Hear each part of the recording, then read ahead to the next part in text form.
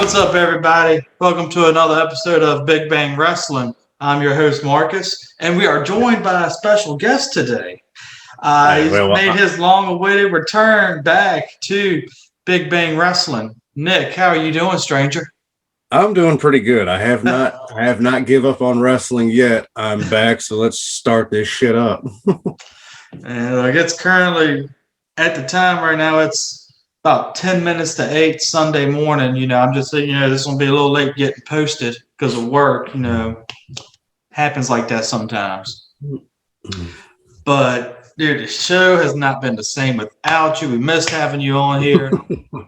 It was rough just me trying to go down the list of everything that was going on and everything I'm trying to talk about. And there's no comedy. No, I understand, buddy. Just had some things to take care of. I had to drive a U-Haul across country to California. That was a lovely, lovely job. If anybody ever wants to do that, go do it. It's great. Trust me, you'll fucking love it. How long of a drive was it? 2,500 miles. One way. How long did it take you to drive out there one way? Well, the first leg, I had my mom with me, so it was about 3 days. But when I came back and I did it by myself, I did it in 2. Damn. Shit. Well,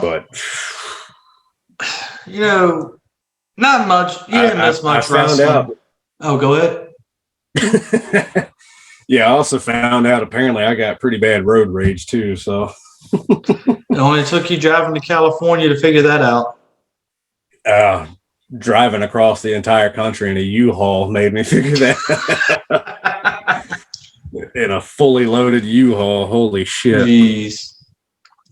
Well, the last couple of weeks that you've been gone, not much has really happened of wrestling. I've been keeping an eye on the news, so it hadn't been a lot. That's weird because, the last couple of weeks, it's just, there's nothing crazy going on. But, historically, summertime for wrestling, and this is weird, but historically, summertime for wrestling has kind of been of a down period anyway. So why is that? I'm not really, I guess it's just, people going on vacation, going out all the time. I guess that's why. But historically, that's always been a low point. No, to hell with that. These people are wrestlers. They don't take vacations.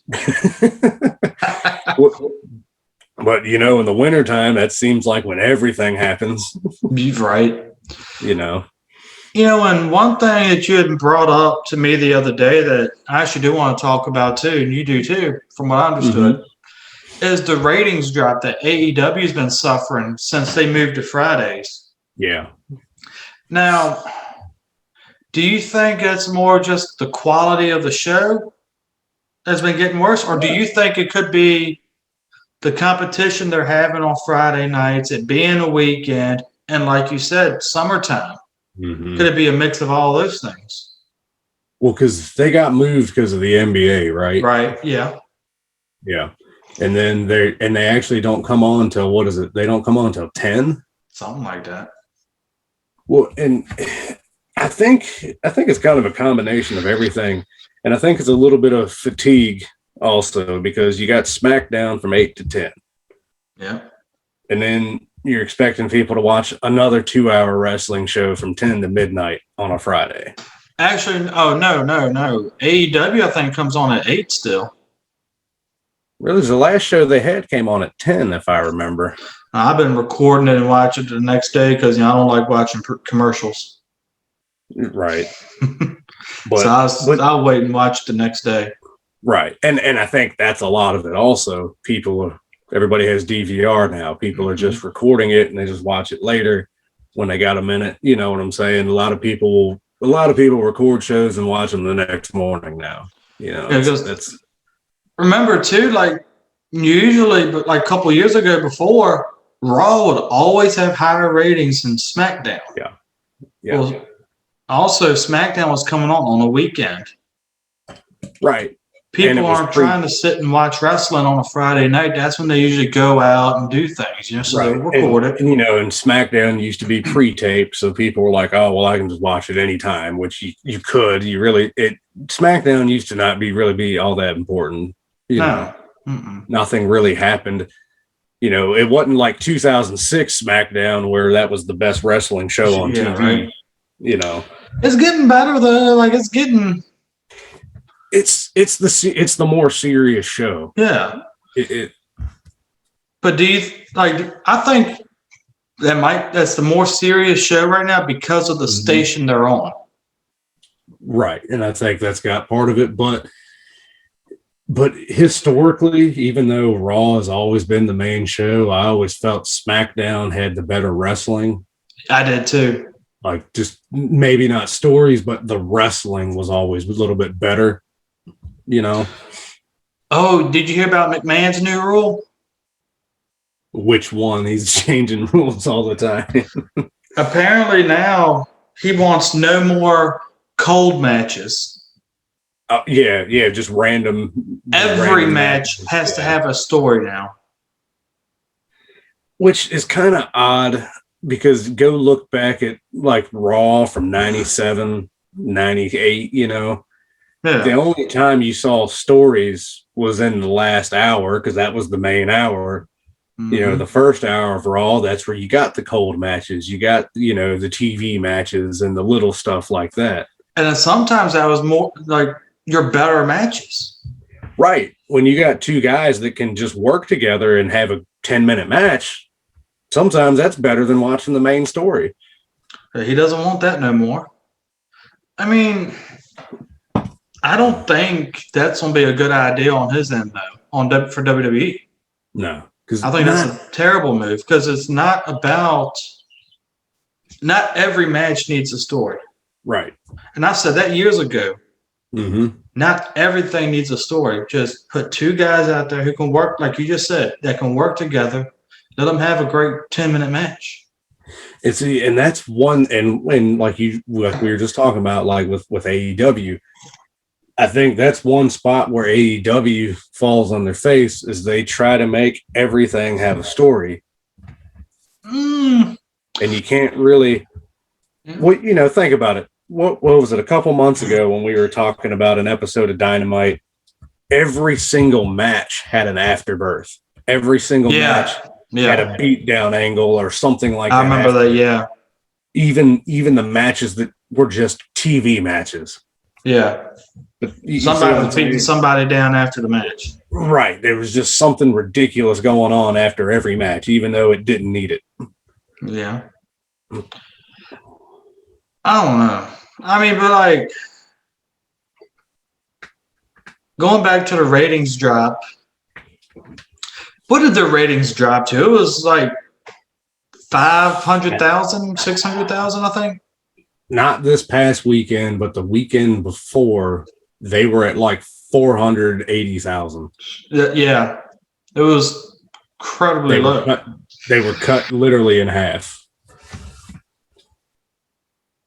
I mean, if they come on at the same time as SmackDown too, that plays a lot into it. Right. It's Fox, Yeah. I mean, that's a bigger network than TNT, let's be honest. Yeah. And like I said before, I think a lot of it just is fatigue, too much wrestling, It doesn't matter how big of a wrestling fan you are. Like after you watch, literally, Monday night is Raw. Mm-hmm. Tuesday night. What's on Tuesdays now? Did Impact go to Tuesday or Thursday? They went to Thursday, didn't they? They done moved like 3 different times since I tried to start watching it. Yeah, it's either Tuesday or Thursday for Impact. Wednesday, you got, it was Dynamite, but now it's NXT. Yes, yeah, NXT. No. Well, no, NXT's on Tuesdays. Yeah. So Monday's Raw, NXT Tuesday, Dynamite was on Wednesday, Impact was on Thursday. Yep. And then SmackDown was on Friday. Mm-hmm. And then Ring of Honor was on Monday. Saturdays. Yep, Saturday and Monday, depending on where you watch it. MLW's on Saturday now. Championship Wrestling from Hollywood's on Saturdays. Yep. New Japan Strong. When does that come on? That's Friday nights. That's Friday night at 10, So it's just a lot of stuff at once. Yeah, it's a lot to keep up with, and that's why, like, a lot of times when it comes to keeping up with New Japan and Impact, you got it. I can't. I can't watch that much wrestling.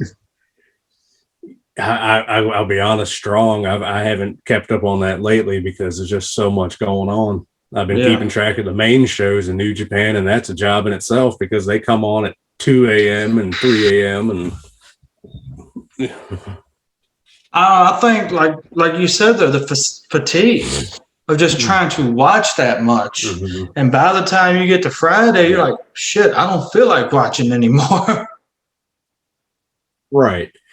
And I guess and the thing with AEW is that it's a very niche thing within wrestling. If you look at the numbers and you look at the ratings, and it's mostly the hardcore fans that are watching that. Mm-hmm. You know what I'm saying? Yeah. And that's a discussion we've had before, but with AEW, that's mainly your hardcore. We're going to watch anything that's wrestling because it's wrestling and that's it, Yeah. But but you think about that though, that they got cut in half within a week. It's all the day of the week. Yeah. And I think Fridays was all, even when Smackdown, was originally coming on Fridays. Mm-hmm. And I was like, they need to change that to another night because I know I didn't want to stay in the house on a Friday night to watch wrestling. Well, like when Smackdown first started, it came on Thursdays. Yeah.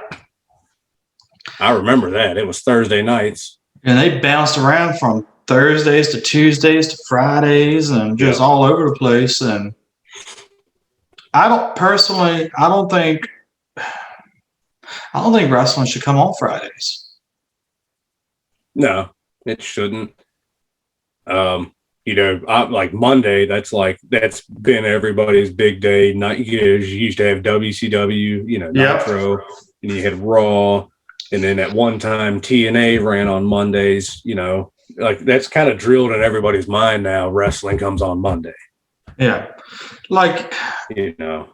even all the shows we just mentioned, right? Mm-hmm. Raw, SmackDown, NXT. That's 3 days of the week right there. Yeah, that's your three big, you think about it, one company has 3 shows they put on that are considered main shows every week. Now, do you think a company can get too big for its own good? Yeah, I do. And because WWE's been an example of that the last couple of years. They've been putting out so much stuff. Okay, and here's another thing we didn't take into account either. 205 Live, main event, NXT UK. Yeah, that's 3 more shows. And Superstars, that's another one. No, Superstars is gone. But I'm saying at one time they had like 7 or 8 different shows. I remember they were running main event and Superstars at the same time. Right, that's what I'm getting at. It was way too much. And honestly, I didn't watch half of it. Yeah. No. Like, I'm sure they got great matches on. And then, and AEW is running into a similar problem already because they're running 2 separate YouTube shows. Yeah. Along with the main show. And the way they're running it is they're expecting everybody to watch all of those shows to understand what's going on the main show. Can't. Because there's, and I get what they're trying to do. They're trying to get interest in those YouTube shows because they're putting storyline stuff on there. But let's be honest, how many people are really going to sit there and watch a YouTube show when they know the main show is coming on regular TV, that same week? Mm-hmm. I think the wrestling, like the shows themselves, need to be cut down. They do, because 3 hours for a wrestling show that's not a pay-per-view is insane. Yeah, even Raw just alone is bad to watch because, like you said, the 3 hours. Like, you remember when Raw used to come on sporadically for 3 hours?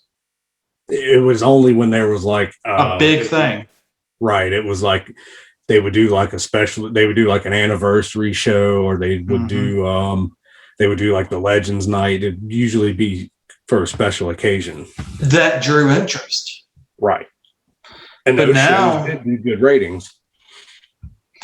And then now it's just like it's way too much, and they're trying to do way too much on Raw. Raw is terrible. Yeah. Yeah. Raw is one of the worst wrestling shows around right now. I think the biggest thing that's going to save them, though, is going back to 2 hours. Mm-hmm. Well, NXT is a great example. Remember how good NXT was when it was a 1 hour show? Yeah.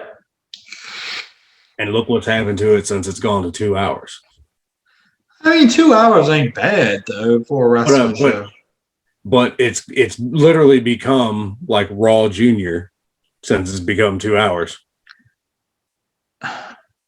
So how come SmackDown is doing better, though? They're running 2 hours.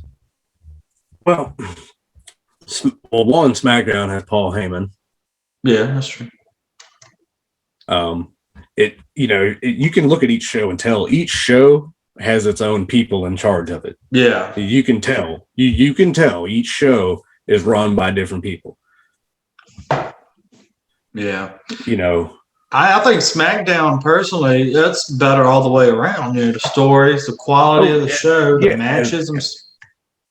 It's all better. As an overall wrestling show, yeah, it's the best one they've got. As just an overall pro wrestling show, it's the best one they have. And Roman Reigns is the best guy they have right now. Yeah. And SmackDown is his show. I don't know. AEW starting their second show August. Yeah. Yeah. What night is that going to be on? Do you remember? Friday at 10.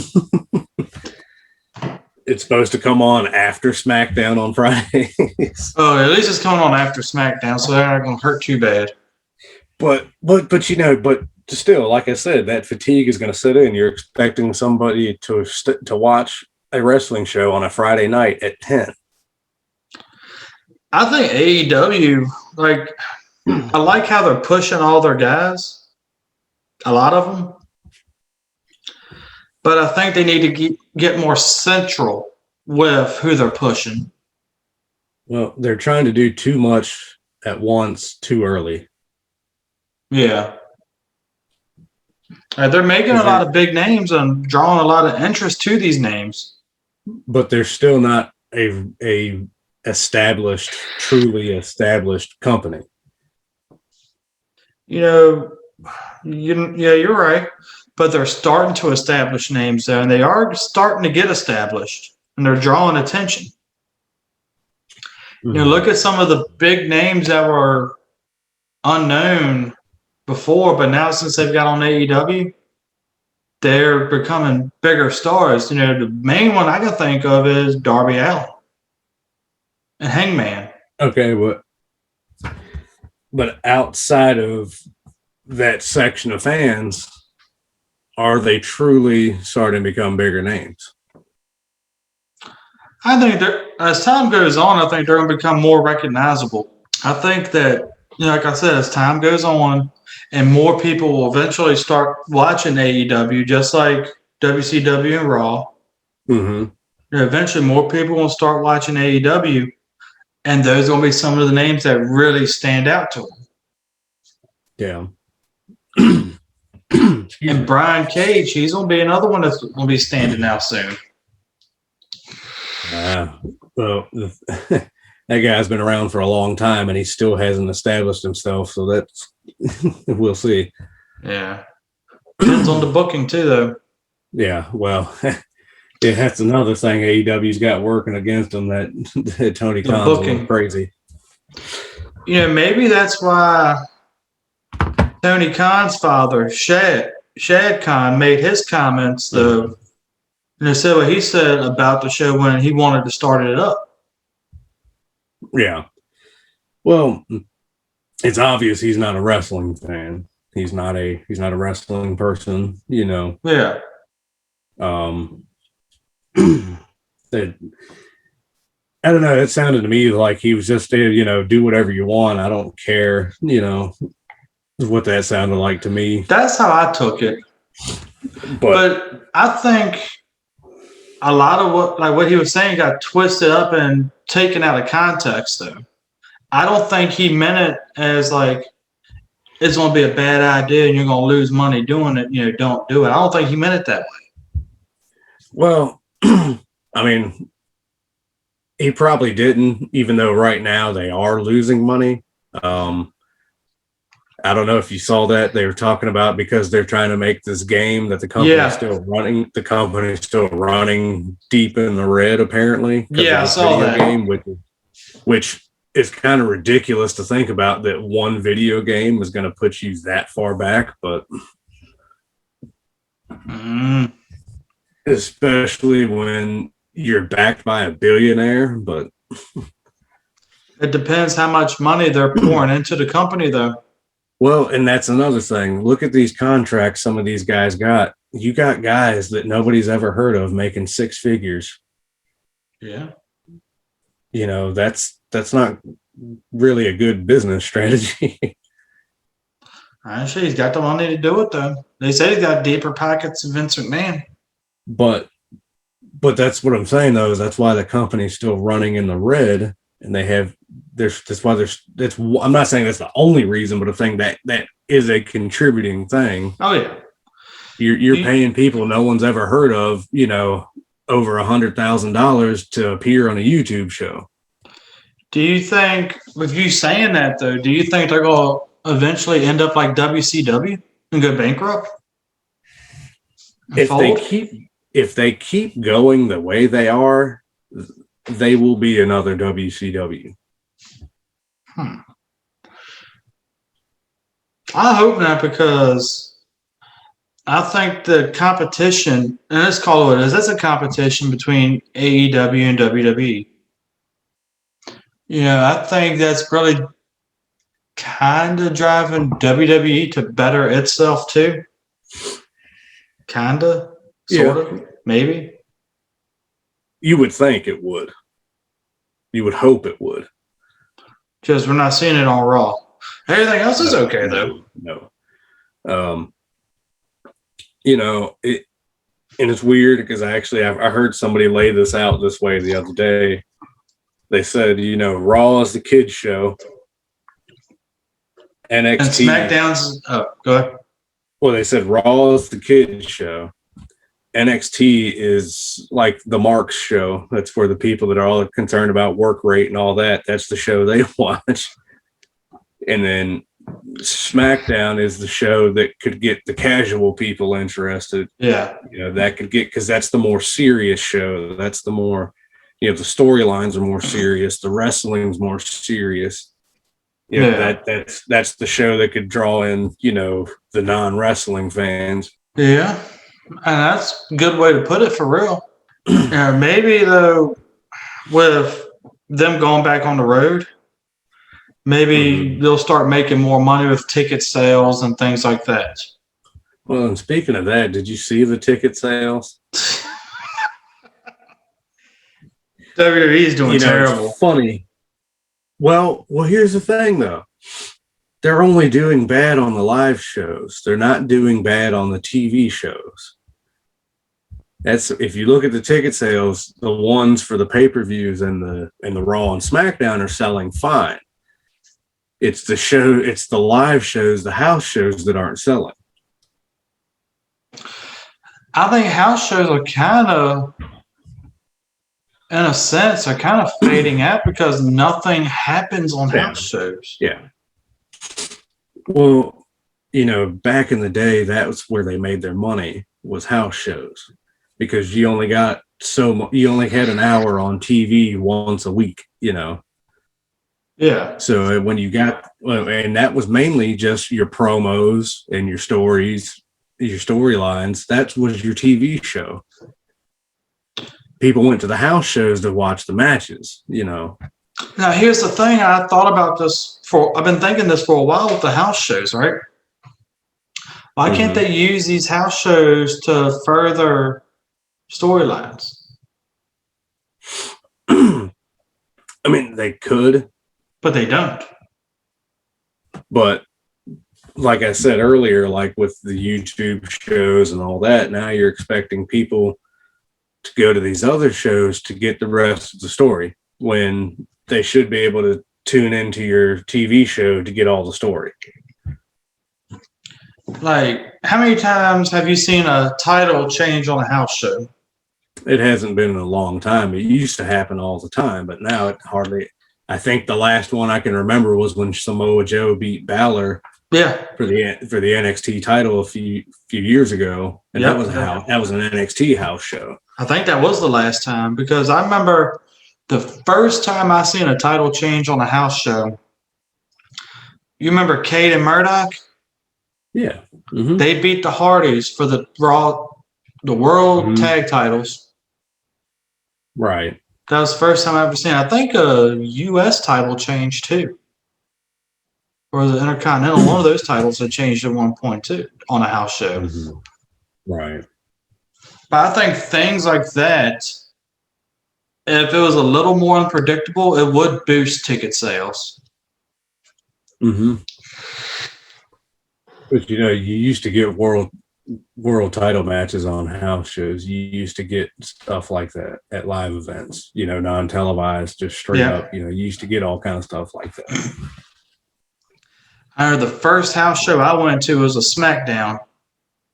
The main event was Edge versus Jeff Hardy for the WWE title. Right. But then the match before that, you had a steel cage match, Undertaker and Big Show. Right. Those are pretty. That's something that could draw interest. Well, see, and I remember going to house shows in the 90s, and they would bring out, you get matches from everybody. Yeah. Everybody would be out there.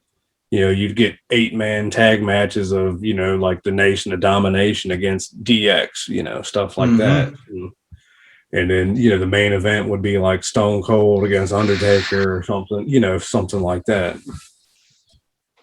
Yeah, they really don't do it. They're really just kind of throwaway matches.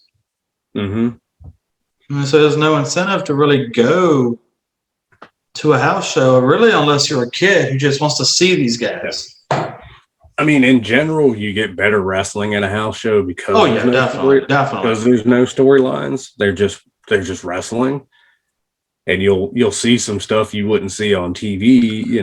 It doesn't help when you already know the results before the match even starts. Yeah, that's the bad part with the house shows. There's a few things that happened in the ring this week, though. Yeah, we got Samoa Joe back. We found out Triple H had no idea he was getting fired, and he was pissed. Right? So. Dude, when I saw him get released, I'm like, why did they release him? Why are they releasing their big names? No, I just like I said, I just had to laugh because a week later, Triple H was like, "Fuck no, y'all are bringing him back." They brought him back. He came back to NXT this past week and became Regal's enforcer, basically. Yep. Well, do you think he's still not cleared to wrestle? That's what I was going to ask you about. TV and do all that.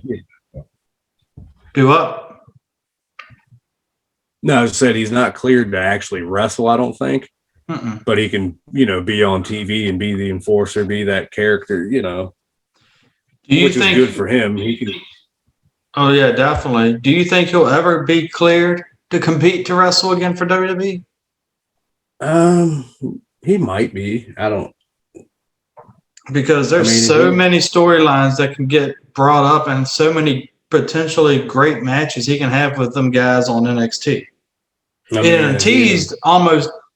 4 matches? Pete Dunne, Gargano, Adam Cole, and him and Kyle O'Reilly. All of them have good matches. Karrion Kross. I was going to say I'd like to see him against Kross because Kross is running a similar gimmick to what Joe did in TNA back in the mid 2000s. Oh, really? Because Joe back then, Joe's thing was he was the shooter, he was the prize fighter. Yeah. All these other guys are pro wrestlers, but I'm a fighter. Yeah. That could be interesting. But and he is older now, obviously. But I'd like to see him wrestle again. But I'd rather him be healthy than wrestle. Yeah, definitely. But anything from New Japan happened this week that you'd like to talk about? Well, it was last week. The match happened last Monday, not this past Monday, but the week before. Right. They crowned a new world champion. Yeah, because their champion had gotten injured, right? Yeah, Will Ospreay's neck's all fucked up, and actually, it turns out apparently it's worse than what everybody thought it was. Oh, really? Yeah. So they're no idea when he'll be back. Damn. So he had to vacate the title. And at Dominion, they had a match between Shingo Takagi and Okada for the world title. What made the officials pick those two people to compete? Well, I mean, Okada's been the top guy for almost 10 years now. But what about Shingo? That guy, that guy's just been on an absolute tear for the last year and a half. Sense. He's just, match after match, just proven, he can be that guy. 2019, he had the match of the year. Last year, he had 3 or 4 matches that were in contender for that. Oh shit! Okay. And he's just been facing the top guys and usually winning.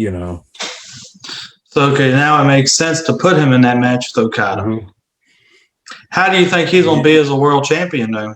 I think it'd be great because he's that tough, hard nosed. He's that ass kicker, tough guy. Badass and. So this is also his first world title reign, ain't it? Yeah, for a major world title, it's his first. He was the open weight champion for a while, which in New Japan, that's like the tough man title, the BMF title. Oh yeah. And he held that title for a while, which was perfect for him. But and he's been tag champions across multiple companies, and he's been around for a while. But they had a 36-minute match on that show, and damn, a pretty good match. It was a good match. It didn't feel like 36 minutes. They were just going right on. Put the link up for that match when we post our pick of the week matches. Yeah, I want to post a link up for that because I want to see that too. Yeah, I'll put it on. Yeah, I'll put it on the page, but. And like I said, he's been around for a while, and he's older now. He's almost 40. He's getting up there in age. I think it was just the time for it to happen. Yeah.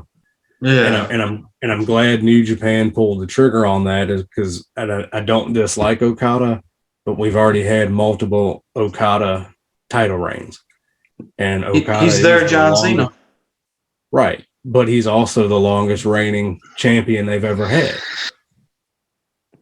in the company history, right? It's time for somebody else to take it. How long was Okada's longest reign? Do you remember offhand? It was like 2.5 years. Damn. And he had to, I think it was like 700 some days, something like that. And he had like 13 title defenses or something like that in that time. I think the only one in WWE that might come close to that in the modern era is Walter. Well, yeah, he's well over 700 days on that UK title. Yeah. How long do you think Roman Reigns is going to have the Universal title?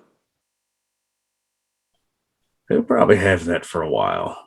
I don't see any clear person to have that belt on SmackDown, Because he's like doing his best work I've ever seen him do. he's at a point right now. I really don't see anybody else that could match him there. I don't think anybody needs to take that title off of him no time soon. And you know what? Go back and look at wrestling history. Companies do better with heel champions than they do babyface champions. Oh, yeah. Yeah, because there's a rumor going around that he's going to face Cena at SummerSlam again. Mm-hmm. But then they're talking about him facing The Rock at WrestleMania and defending the belt. Mm-hmm. But if he does go to face The Rock at WrestleMania, that's the only match I could see being a toss-up for the belt. Yeah, I mean, Cena's pretty much retired. Yeah. So is The Rock. He's definitely retired. But if they have him face Cena,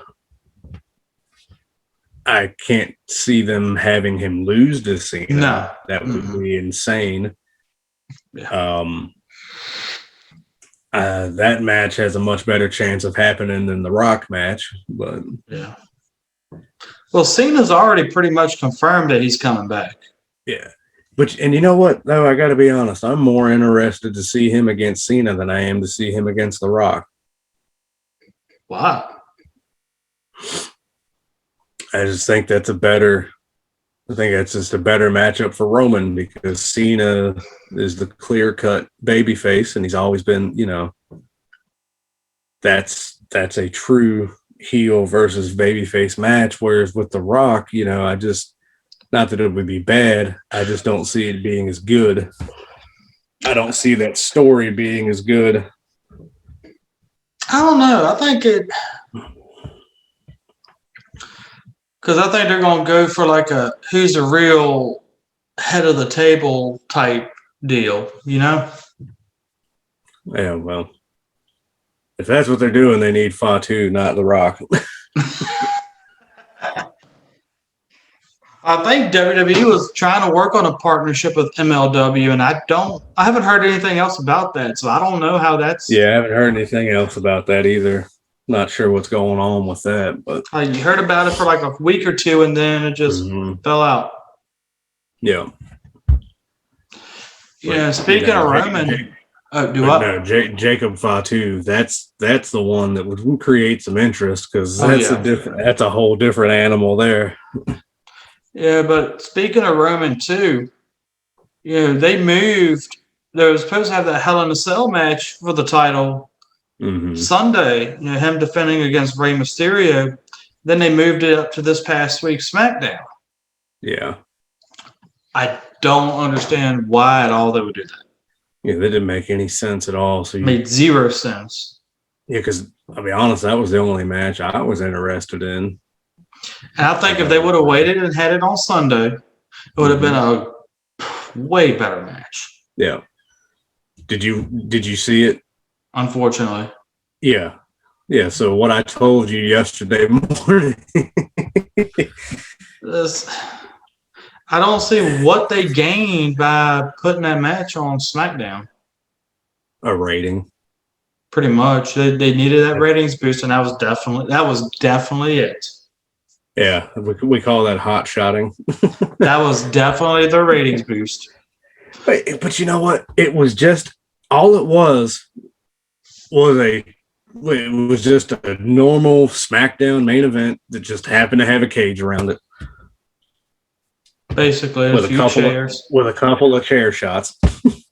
Basically, that was it. And what they only did the one cage bump where he threw Ray over the top rope into the cage, and like that was it. I fell asleep. I'll be honest with you. And then he choked him out. Yeah, he choked out some type of guillotine. Yeah, some kind of. Well, they called it like an inverted guillotine. Yeah. Yep. Something goofy like that. And yeah, like. I didn't. Other than the ratings, there's no reason to move that match up. So now that opens up a slot for the pay-per-view.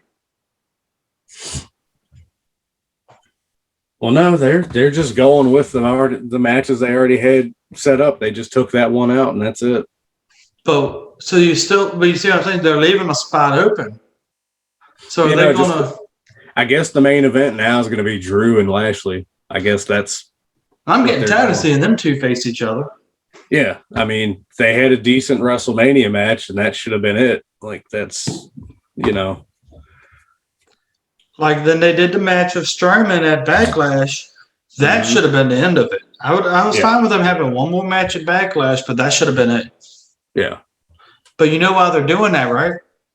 They have nobody else to face Lashley. Yep.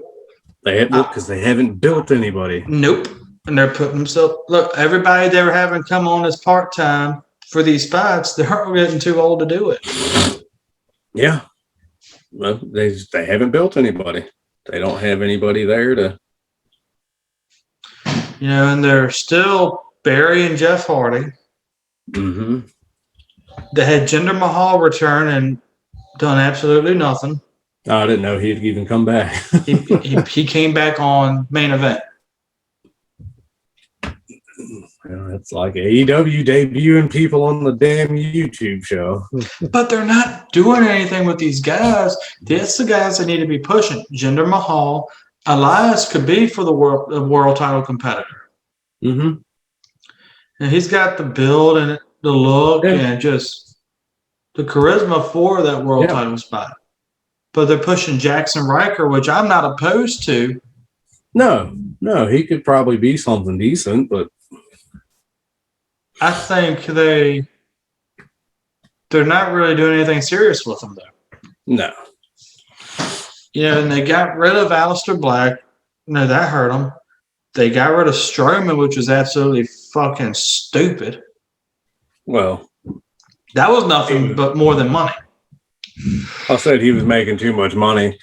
And not only that, Strowman kind of talked himself into a corner anyway, so that's a whole other subject. But like, I wouldn't have minded seeing another one-on-one match between Strowman and Lashley.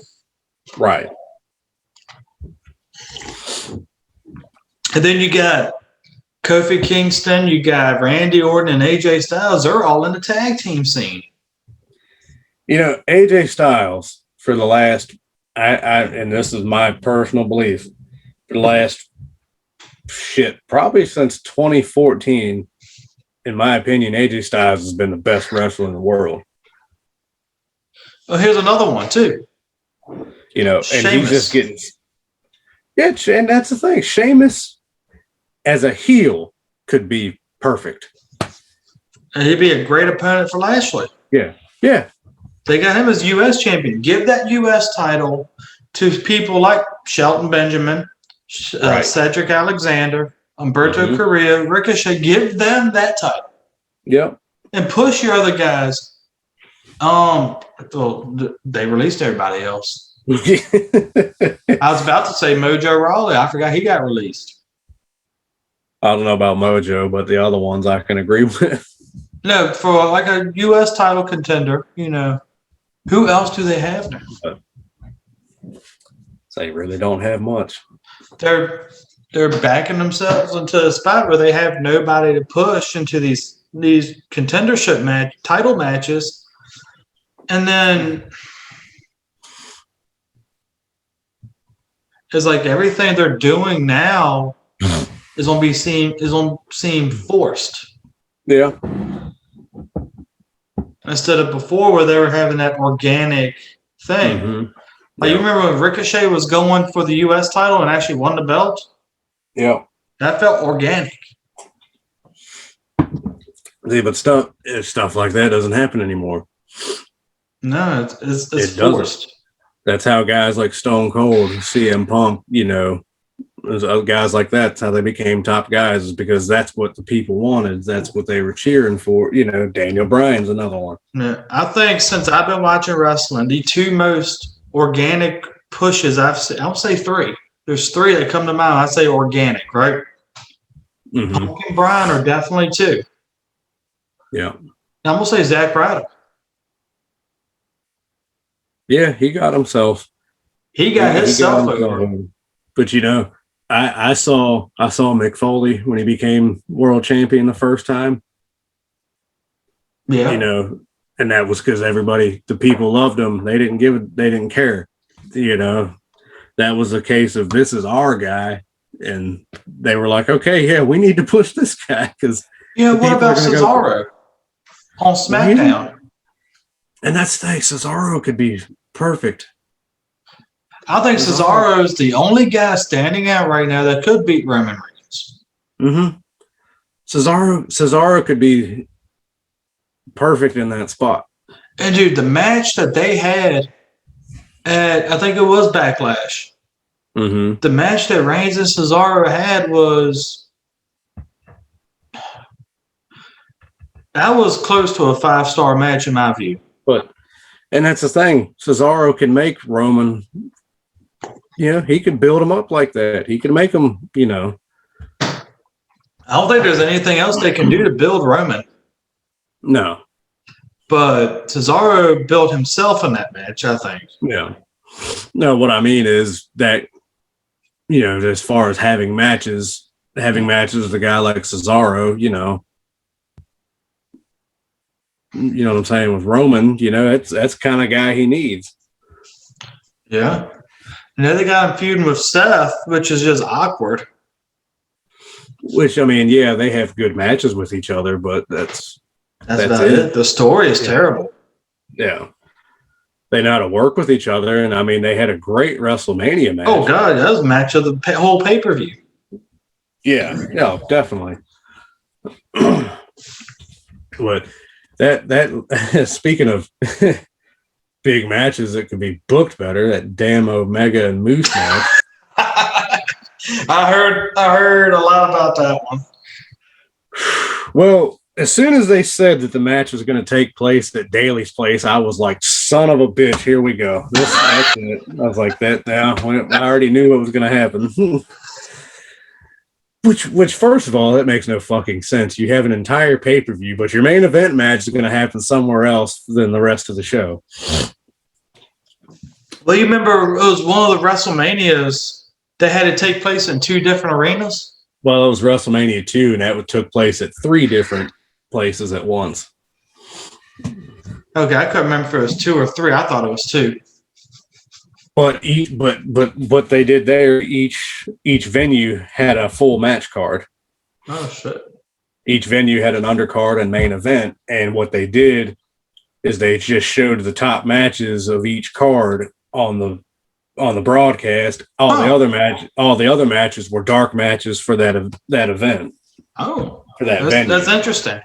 Yeah, on the broadcast, all they showed was the top matches from each arena. Okay. Yeah, but they had a full card for them before all that. But all right, so you watched Omega and Moose. Tell me something about that match because I didn't watch it. Okay, well, first of all, Moose is a 6'6", 300-pound man mountain. The guy's a beast, and he's improved tremendously. He literally wrestled the same match that everybody else wrestles against Omega. So just think about that for a second. Exactly. Severely over dramatized and right, doing all these ridiculous spots that a guy like him should not be doing. Yeah. Even if he can do them, he shouldn't be doing them. Which I already knew Omega was going to win, and I knew the Bucks were going to get involved somehow. But if they had just made the match of where it was Moose just kicking the shit out of Omega, but still kept that same finish, would have made a lot more sense and would have been a better match for it. Who do you see Omega dropping the Impact title to? It's Impact. Well, they're saying he's also injured. His next match is supposed to be against Sami Callihan, which ought to be interesting. That might be interesting. You heard what happened on Impact this past week too, right? Well, hold on a second. It's not even because Callahan's a good worker. It's just because Callahan's known for going off script and going into business for himself. Yeah, and getting pissy in matches and trying to fight people for real. Shit. So, But no, what happened on Impact this past week? Tommy Dreamer was this representative from Anthem, right? Mm-hmm. And basically what had happened was they fired Don Callis from his role in Impact.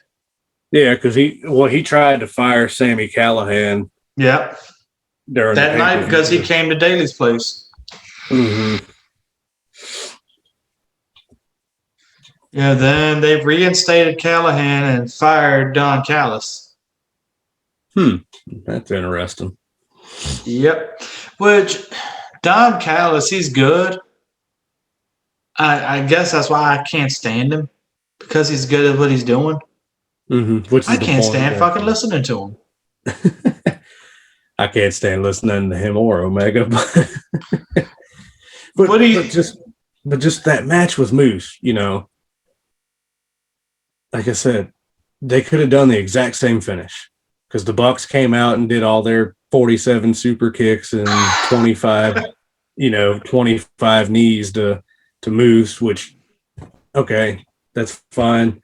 And then they picked Moose up and put him on Omega's shoulders for the one winged angel. I get it. Was this a no DQ match? No, it was just a regular world. Was the ref knocked out? You already know that answer. Okay, that's my big gripe of AEW. That is my single biggest gripe I have with AEW. Yeah, referees don't mean shit. No, they don't. They mean absolutely nothing. There's no rules. The referees don't even really need to be there. So why don't they just say that? Why don't they just come on out and say every match is going to be a no DQ match? Because that's basically the route it's gone. Mm-hmm.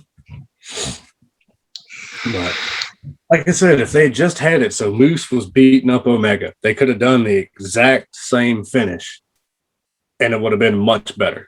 Yeah. I wouldn't have cared so much if he won after all that. If Moose had just been beating him up, it's like, okay, I need these guys. This guy's kicking my ass. I need these guys to help, Yeah. It'd make more sense. Much better. It would have been a much better match. Yeah, exactly. And that's the thing. They never make sense. Really. Being that there wasn't really a whole lot going on in wrestling the last couple of weeks, there's not really saying much.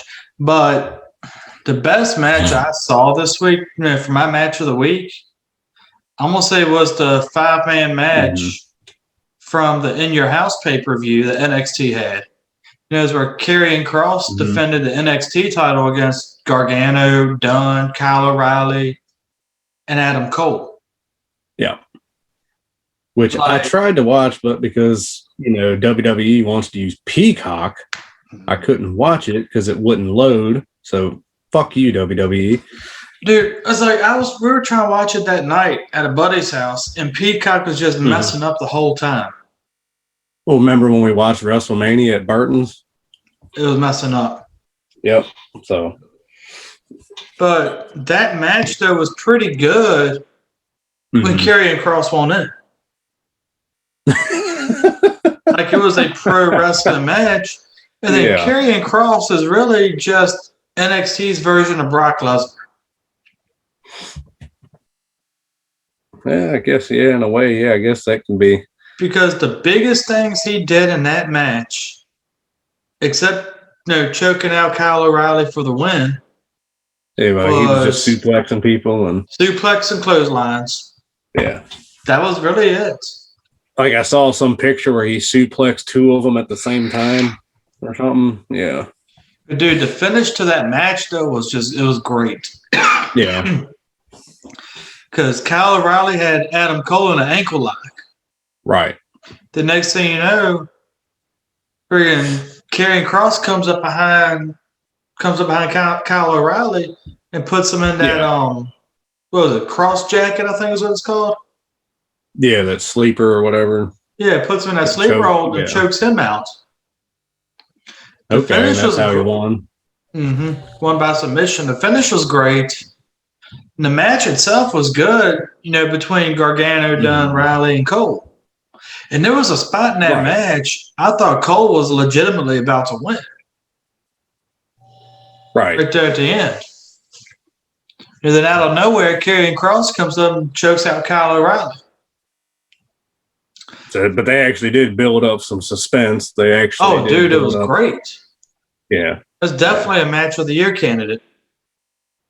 Mm-hmm.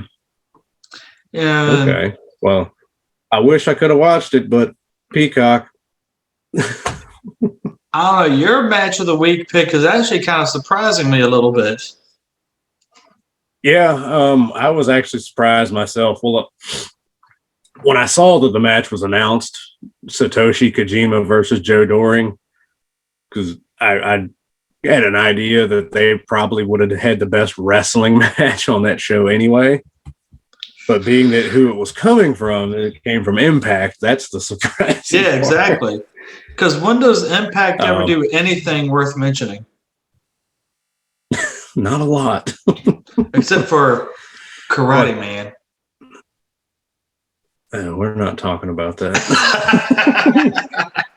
That's gone and buried. We don't have to talk about that anymore. As Chris Jericho said, a bad idea from bad creative. Yeah, that's funny coming from him. But anyway, we don't have enough time to talk about that. But you know, it didn't go too long. The match was probably about 10, 12 minutes. It was under 15. You know, but they just had a straight ahead, you know, wrestling hoss fight. You know, Doring looked good, Kojima looked good. You know, they beat the hell out of each other pretty well throughout the match, and then Kojima went for his lariat at the end, but Doring countered it into his spinning power bomb. Shit. Yeah, for the win after hitting an insane running crossbody that sounded like fucking just, you know, two cows running into each other. Sound like an explosion?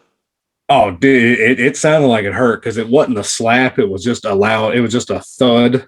Did it sound better than the explosion from the barbed wire death match? Yeah, this was actually believable. Yeah, when Doring hit that running crossbody, I jumped. I was like, "Whoa, shit!" That because all you heard was thud. There wasn't no slap. It was just, you know. Damn. Like this big guy shouldn't be doing that. Yeah, it's almost like big guys should run through people, huh? God. But no, they had a pretty good match. Like I was honestly surprised that it went that way. And like I said, it didn't go too long. It was just the right amount of time. You know, wasn't no crazy interference or crazy spots. They just beat the shit out of each other. Then they got it out. You know. I'm gonna have to check that match out because now I'm actually kind of curious about it, like interested with it. Mm-hmm. I'm gonna check that out later on. Then when I get better at it. Although there was one spot where I thought Kojima was going to try to hit the brain buster on Doring, and I'm like, they're not actually going to do this. Did they try it? No, Doring broke it up. I was like, okay, thank God they didn't go through with that one, because if they did, I'd have been like, that's that's it. That's done. Yeah, you got another 6'6", 300-pound man taking a brain buster from a smaller guy, even though Kojima's not that small, but he's smaller than Doring. Shit. But aside from that, then we'll go ahead and wrap up this week's episode with our favorite. Well, that was my favorite part of the show. Our classic picks of the week. Mm-hmm. Yeah, it's always some good stuff coming out of here. So, Nick, since you're finally back on the show for the first time in a month, I'm gonna let you. I'm gonna make you I'll let you announce your pick first. All right. Well, I picked this match because anybody keeping up with Dark Side of the Ring, this was the mid-season finale, which was an episode about Dynamite Kid. Right. That was the mid-season finale. They're coming back in a couple of months, but if anybody watched that episode, it was a great episode. You got a lot of firsthand knowledge on Dynamite from his ex-wife, his kids, and everything. Wow. And but this match was the British Bulldogs, which is Dynamite Kid and Davey Boy Smith, which later was known as the British Bulldog, which they were cousins. I don't know if a lot of people might not know that, but those two were cousins. And then in this match, they were going up against the Hart Foundation, which back then was Bret Hart and Jim Neidhart, who were brother-in-laws. Right. And yeah, this was from the WWF in 1985, which back then these two tag teams were two of the best tag teams you'd find anywhere. Both of these teams were just tremendous back then. And, this was pretty much an all-family affair, Yeah. Because Davey Boy was married to Bret Hart's sister. Neidhart was married to another sister. And like I said, Dynamite's Davey's cousin. And back in Stampede Wrestling, which was Stu Hart's company, Bret Hart and Dynamite, all those guys wrestled each other all the time. So they all knew how to, All of them had time to work on their chemistry. If you're a fan of any of these guys, right. So they all knew how to work with each other. They knew everything. And if you watch the match, you see it. It's just effortless. So, if you're a fan of tag team wrestling, you're a fan of the Hearts and Dynamite, it's a great match to watch. It's a 20-minute tag match from a house show, from a live show back then. Oh, wow. Yeah. And they're just, it's great. If you just like just that pure tag team wrestling and the chemistry of that, this is a great match to watch. And when did this match happen? Do you remember? It's April 1985. So just the whole era of wrestling at that time was just different. Mm-hmm. Everything about the wrestling business was different back then. Mm-hmm. Yep. And this, these were true tag teams. These were guys that knew everything about each other. They knew how to work with each other. Both teams, both teams were fantastic at that time. Like I said, they were two of the best of that time. Damn. So I'll have to check that one out too when you post the link. And my pick of the week actually came from just over 20 years later, about 23 years later to be exact, same month, from April 11th, 2008. It's actually the April 11th edition of Smackdown. It was the main event of that show. And it was one that was different that I didn't expect to ever see. Undertaker, he had just won the World Heavyweight title not long before that from Batista, I believe. It was at WrestleMania 23. Undertaker had a match with Festus. And that was the main event of SmackDown that night. And that was, like how you like to call them, that was a house fight between those two. Yeah. Like they were just slugging it out back and forth. Yeah. And with Festus just being he was a newer guy on the roster at the time. Mm-hmm. And for him to be given that main event spotlight with Undertaker was just a surprise by itself. But the fact that they put on a pretty decent television match, it was shocking to me, honestly. Right. But at that time, that was the Undertaker's best period. That late 2000s, that mid to late 2000s, he was his absolute best back then. And he was the one calling the match. Yeah. But, and credit goes to, for people who don't know Festus, that's Luke Gallows. Yeah. Before the weight loss and tattoos. I wonder why his matches now aren't as good as they were then. Yeah. I wonder why. But I've heard Gallows talk about this match, and he's said many times this is one of his favorite matches he ever did because he just loved the fact he got to work with Undertaker. Who wouldn't want to work? And with Undertaker? He loves rubbing. Exactly. And he loves rubbing that in Carl Anderson's face that I main evented with the Undertaker. Damn. But looking at that match, but it's a fun match. It is. It's a fun match. Yeah. I remember watching it and I'm like, whoa, this guy's actually going, blow for blow with Undertaker. Mm-hmm. Yeah. there was never a spot in the match where it looked like Festus was going to win. Right. But overall, still, it was a good back and forth match. Mm-hmm. And it really made Festus look strong. Yep. Yeah, no, Undertaker made him look great. He really did. And then they kind of dropped the ball with him. Something WWE has a habit of doing. But, well, part of that's got to be Gallows, though, because, I mean, he kind of is just a wrestling whore. But anyway. Right. But anyways, that's our classic picks of the week. Nick, you chose, again, British Bulldogs versus the Hart Foundation from April 1985. And you said that was a house show? Yeah. Yeah, it was just a live show. Yeah. And then I had Undertaker versus Festus from the April 11th, 2008 edition of Smackdown. Again, these links will be posted on the page. Once this episode comes out, they'll be posted on our page for everybody to go back and view. Both are great matches, and we hope y'all enjoy them as well. Like we discussed earlier, I'm going to put out a couple extra links this week for some of the other matches we were talking about. I'm definitely going to put up these classic matches, but I'm going to put up a link for that world title match between Takagi and Okada. We're going to get that out there. And I'm going to also put up a link for that Kojima and Doring match. Yeah, definitely, because I want to see those.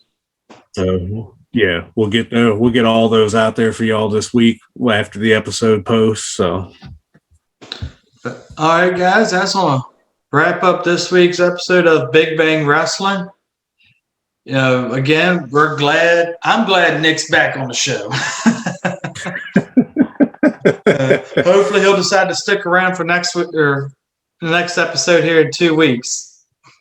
Yeah, no, I should be around. Shouldn't have no. I hope all this crazy shit's done because good God, man, I've been run ragged. I think everybody has been lately. It's been crazy. Anyways, y'all, thank y'all for watching this week's episode, and we will be seeing y'all soon. Yes, sir.